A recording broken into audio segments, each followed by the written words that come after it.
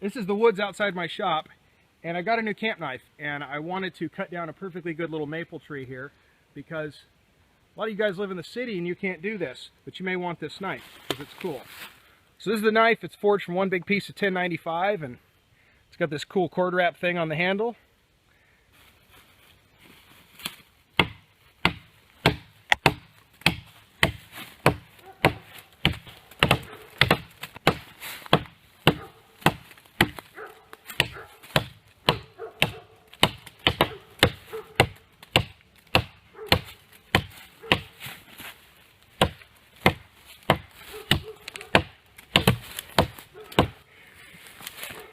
This is a pretty good workout.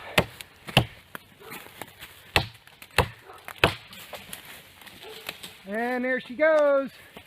We're a little hung up. We're going to give her a push.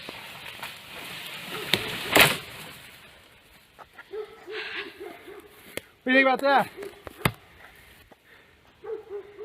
That was more fun than doing it with a chainsaw. It's a little bit more work, but still crazy sharp. So buy this knife and live vicariously through me. Have a good day.